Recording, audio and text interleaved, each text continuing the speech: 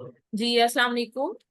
चलें जी, हम स्टार्ट करते हैं। आज हमने फर्स्ट टाइप ऑफ पॉलिसी को डिस्कस करना है और उसी की वॉयलेशन को हम डिटेल में डिस्कस करेंगे। सो फर्स्ट ऑफ ऑल यहाँ पर हम सेलर सेंट्रल अकाउंट है ये और रनिंग कंडीशन में है। इसमें जो भी इश्यूज हैं उसको हम डिस्कस करेंगे। परफॉर्मेंस में जाकर अकाउंट हेल्थ में जाएंगे हम, और यहाँ पर हम परफॉर्मेंस या हेल्थ के जो मैट्रिसेस हैं उनको हम डिटेल में देखेंगे कि कौन कौन से मैट्रिसेस हैं जिसकी बुनियाद पर अकाउंट डीएक्टिवेट हो सकता है या जिनको मेंटेन करना हमारे लिए कंपलसरी है। सो यहाँ पर सबसे पहले आप देखें, कस्टमर सर्विस परफॉर्मेंस है, पॉलिसी कंप्लायंस है और शिपिंग परफॉर्मेंस है। थ्री कॉलम्स हैं। ये थ्री के थ्री कॉलम्स जो हैं इस की बुनियाद पर ये जो हमारी अकाउंट हेल्थ की यहाँ पर रेटिंग नजर आ रही है ये हमें यहाँ पर शो होती है।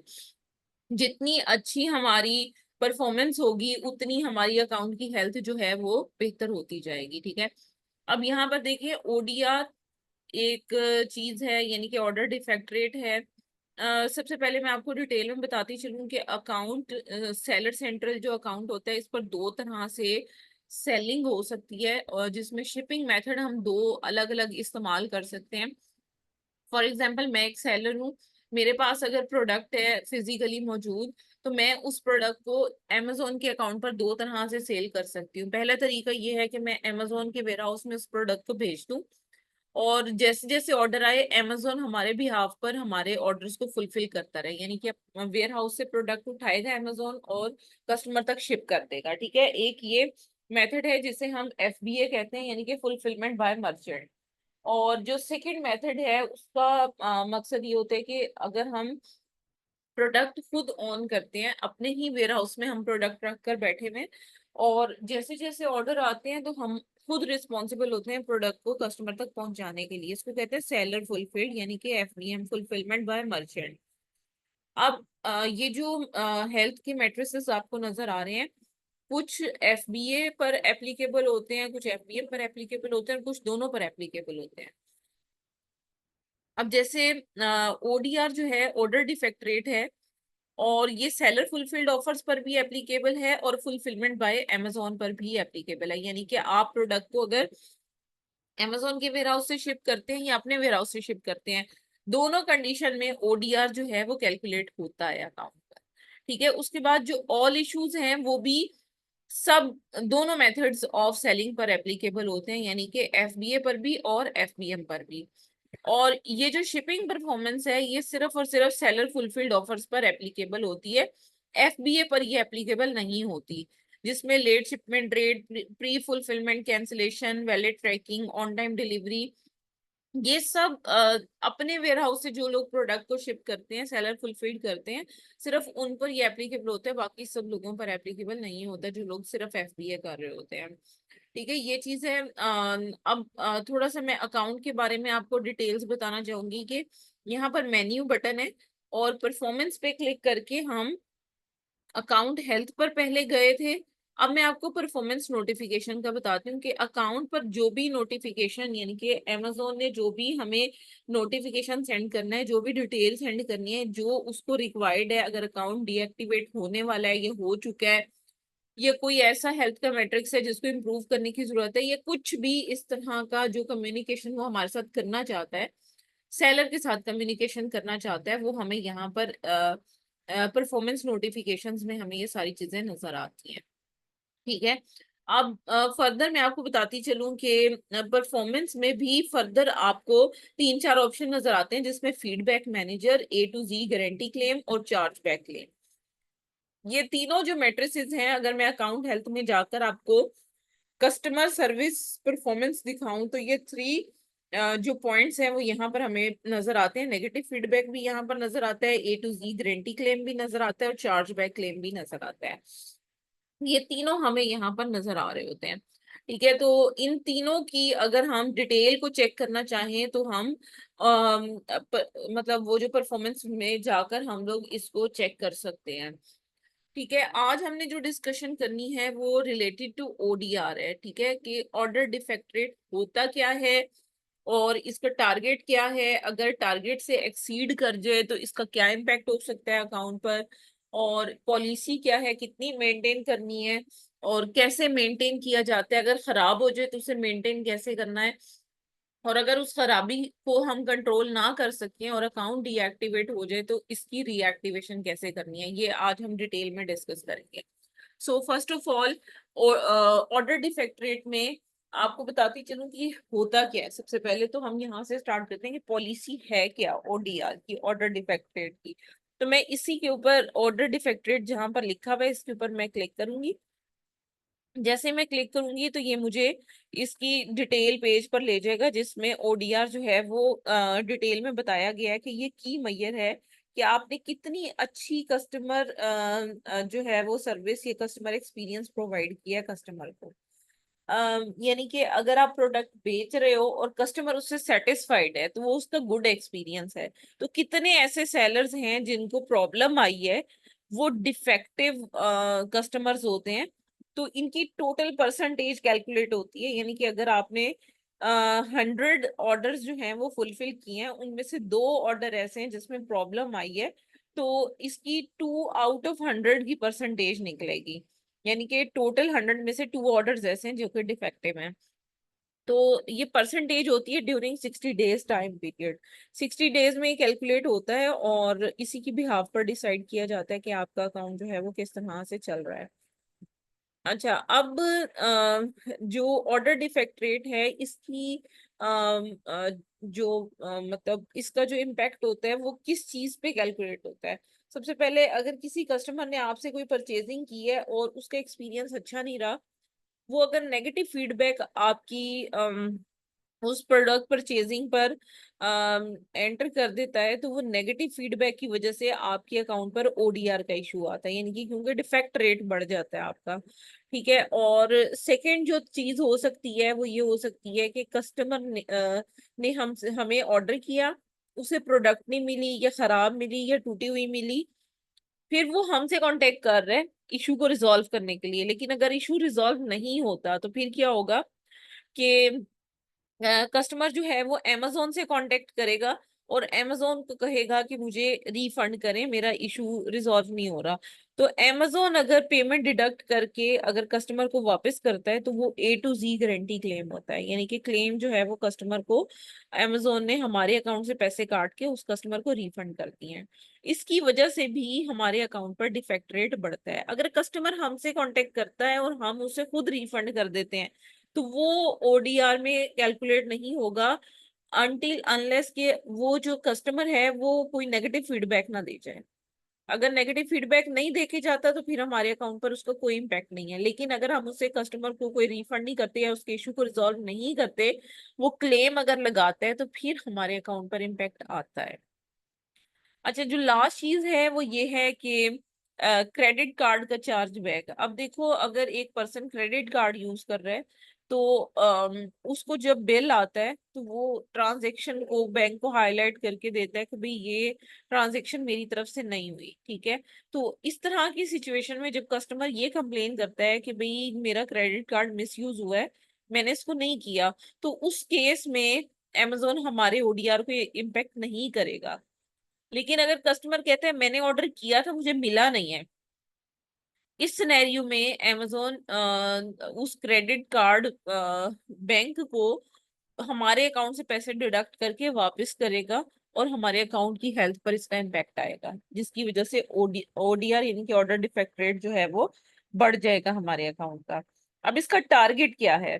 जी, इसका जो टारगेट है वो 1% है। 1% के अंडर इसका टारगेट है कि ये विद इन 1% होना चाहिए। अगर 1% से ये अबव जाएगा तो हमारे अकाउंट पर सबसे पहले फ्लैग आएगा। फ्लैग का मतलब ये कि सस्पेंशन नोटिस आएगा कि आप इसको मेंटेन कर लें। अगर आप इसको मेंटेन नहीं करेंगे तो अमेजोन आपके अकाउंट को डीएक्टिवेट कर देगा। ठीक है। यहाँ पर आप देख सकते हो कि क्लियरली पॉलिसी में लिखा हुआ है कि अमेजोन की पॉलिसी है कि ओडीआर जो है अंडर 1% होना चाहिए, और अगर 1% से अबव जाएगा तो अमेजोन आपके अकाउंट को डीएक्टिवेट कर सकता है। ठीक है। तो यूजुअली क्या होता है कि ओडीआर जब बढ़ता है तो सबसे पहले हमें फ्लैग सस्पेंशन आती है, यानी कि अमेजोन कहते हैं उसको कंट्रोल कर लें।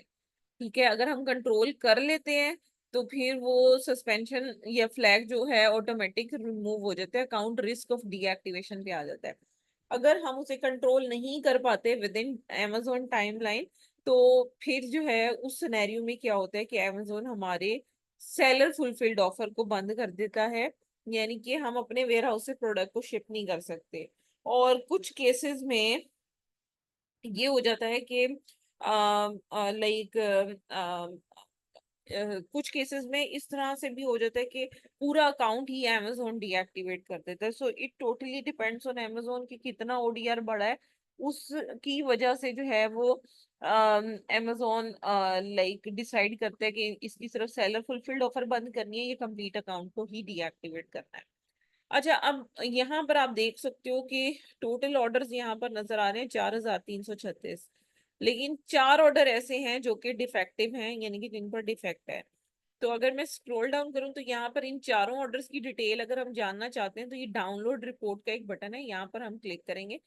ये प्रोसेस होकर डाउनलोड होगी और इस मतलब शीट को हम देखकर हमें पता चल जाएगा कि किन किन ऑर्डर आईडीज में मसला हुआ है, और फिर हम उस मसले को फाइंड आउट करने की कोशिश करेंगे। तो सबसे पहला स्टेप हमारा ये होगा कि अगर हमारे अकाउंट का ओडीआर बढ़ जाता है तो सबसे पहले हम ये रिपोर्ट डाउनलोड करेंगे ताकि हम उन ऑर्डर्स को देख सकें जिसमें प्रॉब्लम आई है।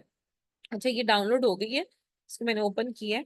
अब आप यहाँ पर देख सकते हो कि सबसे पहले यहाँ पर हमें ऑर्डर की डेट मिल रही है कि ऑर्डर हुआ कब है, ठीक है। उसके बाद हमें ऑर्डर आईडी मिल रही है कि ये जो ऑर्डर है इसकी आईडी क्या है। उसके बाद हमें जो मिल रहा है वो फुलफिलमेंट बाय सेलर है। अच्छा, नेगेटिव जो है वो क्या है, यहाँ पर हम देख सकते हैं कि नेगेटिव फीडबैक, इन 3 ने नेगेटिव फीडबैक दिया हुआ है। और ये जो सेलर है इसने A to Z guarantee claim जो है वो यहाँ पर फाइल किया हुआ है। चार्ज बैक कोई भी नहीं है, यहाँ पर आप रिपोर्ट में देख सकते हैं चार्ज बैक कोई भी नहीं है। और अकाउंट की हेल्थ पर इम्पेक्ट क्या है, यस, इन सब ने अकाउंट की हेल्थ पर जो है उन सब का इम्पेक्ट आया है, ठीक है। अब आप यहाँ पर देख सकते हैं कि 4 क्रॉस है, दैट शोज कि चारों पर अकाउंट हेल्थ का इम्पेक्ट नेगेटिव आया है, ठीक है। तो पहला जो ऑर्डर है उसमें A to Z guarantee claim है और बाकी तीनों में जो है वो नेगेटिव फीडबैक है। सबसे पहले हम A to Z guarantee claim वाला जो है उसको हम यहाँ से ऑर्डर आईडी को कॉपी करेंगे ताकि हम उस इशू को यहाँ से आइडेंटिफाई कर सकें। उसके लिए अब मैं क्या करूंगी कि जितने भी ऑर्डर्स होंगे उनको वन बाय वन हमें चेक करना पड़ेगा। मेन्यू में जाके ऑर्डर्स में जाके मैनेज ऑर्डर्स पर जाना है, ठीक है। और जो सेलर फुलफिल्ड ऑर्डर्स हैं, क्योंकि ऑर्डर्स भी दो तरह के होते हैं, अगर दोनों काम आप अकाउंट पर कर रहे हैं, एफबीए भी कर रहे हैं और एफबीएम भी कर रहे हैं, तो दोनों तरह के होंगे ये। अब जैसे एफबीए के ऑर्डर्स हैं इसको नहीं हम कंसिडर करेंगे, हम सेलर फुलफिल्ड ऑर्डर्स पर क्लिक करेंगे और यहाँ पर शिफ्ट पर क्लिक करेंगे क्योंकि अभी कुछ ऑर्डर्स अनशिप हैं, पेंडिंग है, वो सारी आप यहाँ पर देख सकते हैं। अच्छा, एनीवेज हमें यहाँ पर ऑर्डर आईडी को सिलेक्ट करना है और यहाँ पर उस ऑर्डर आईडी को हमें पुट करके यहाँ पर उसे सर्च करना है। अब ये चार्ज बैक वाला मतलब है। अब यहाँ पर चार्ज बैक हुआ है इस ऑर्डर पर और इसने कोई भी फीडबैक नहीं छोड़ा, लेकिन हम इसकी डिटेल को चेक कर सकते हैं कि ये प्रोडक्ट जो है वो क्यों चार्ज बैक हुई है। इस ऑर्डर आईडी के लिए क्या इशू आया था जिसकी वजह से अकाउंट में जो चार्ज बैक है वो हमें मतलब Amazon ने डिडक्ट करके दिया है। यहाँ पर कोई इंफॉर्मेशन ऐसा सच नजर नहीं आ रही। अब नेक्स्ट जो हमारा पोर्शन होगा वो हम बायर मैसेजेस को देखेंगे कि क्या सेलर ने कोई मैसेज तो नहीं हमारे साथ किया। तो यहाँ पर टॉप पर सेटिंग के बटन्स के साथ ना एक लेटर का बटन होता है, उस पर हमने क्लिक करना है और यहाँ पर जाकर हमने चेक करना है कि ऑर्डर जो है उसमें हमारी मैसेजिंग पर क्या डिटेल चैट हुई है। 1 मिनट वेट करेंगे, लॉगिन हो जाए।